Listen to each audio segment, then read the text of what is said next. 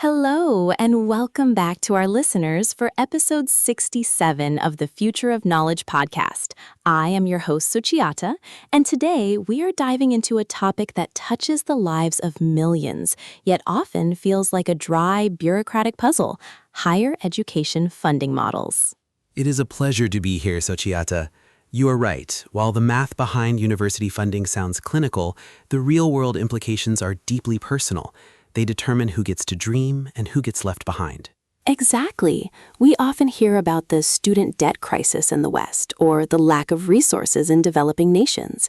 To start us off, Mr. Sarui, how have these models evolved? It feels like the days of free education are fading away. It is a profound shift, Suchiyata. Post-World War II, many nations viewed higher education as a public good. The idea was that an educated populace benefits the whole society, so the state should pay. But in the last 30 years, we have seen a pivot toward education as a private good, an investment in one's own career.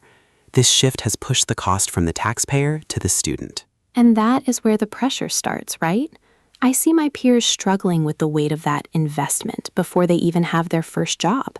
Let's talk about the Scandinavian model. People always point to it as the gold standard. Is it truly as perfect as it sounds? It is impressive, certainly. In countries like Norway or Finland, tuition is largely covered by high tax rates. Students often even receive stipends for living expenses. But there is a trade-off. These systems are incredibly expensive to maintain and require a very high level of social trust. You are essentially betting that the state will always be there to catch you. A safety net that feels almost like a dream for many. Contrast that with the United States or the UK. It feels like a high-stakes gamble there. It is a market-driven model. High tuition, high debt, but also high competition. The implication is that universities become brands. They compete for students like businesses compete for customers. This leads to beautiful campuses and top-tier facilities, but it also creates an environment where the customer, the student, is burdened with debt that can take decades to repay. And that debt is not just a number on a screen. It affects when people buy houses, when they start families, and even their mental health. I've spoken to students who feel like they are drowning before they've even learned to swim. It breaks my heart to see that anxiety, Suchiyata. When education becomes a financial burden, the choice of major changes. Students stop following their passions for philosophy or art and start choosing subjects solely based on return on investment. We lose the soul of learning. That is a powerful point. We are commodifying curiosity. Now, what about these newer models? I have been reading about income share agreements, or ISAs. Are they the solution? ISAs are fascinating.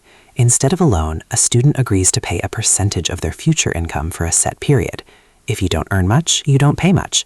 It aligns the university's success with the student's success. However, critics worry it might lead to cherry picking, where schools only accept students going into high-paying fields like tech or finance. So even a solution could reinforce inequality? If a school thinks I won't make a lot of money as a social worker, they might not offer me an ISA? Noting slowly. Precisely. It turns the human potential into a risk assessment algorithm.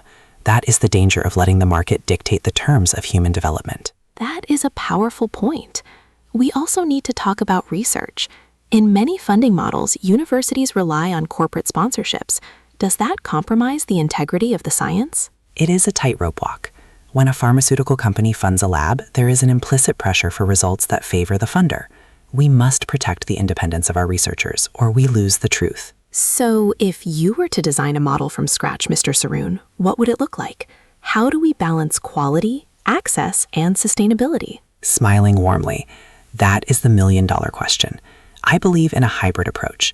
Public funding should cover the core operating costs to ensure access for all, but we should also encourage community partnerships and graduate taxes, where those who benefited most from their degree contribute back into a national fund to help the next generation. A cycle of giving back. That sounds much more human than a collection agency calling you every month. Earnestly, it's about restoring the social contract, Suchiyata. We need to remember that an educated neighbor makes your life better even if you never went to university yourself. That is a beautiful way to put it. As we wrap up this episode, I'm left thinking about how much of our future is tied to these ledger sheets. We need to advocate for systems that see us as students, not just as debtors. Indeed, the conversation must continue. thank you for giving this topic the emotional weight it deserves. Thank you, Mr. Saroon, for your incredible insights. And to our listeners, thank you for joining us for episode 67. We hope this makes you think differently about that tuition bill or that tax bracket. Until next time, keep questioning, keep learning, and keep caring. Goodbye, everyone. With a final cheerful sign-off, this has been the Future of Knowledge podcast. See you next week.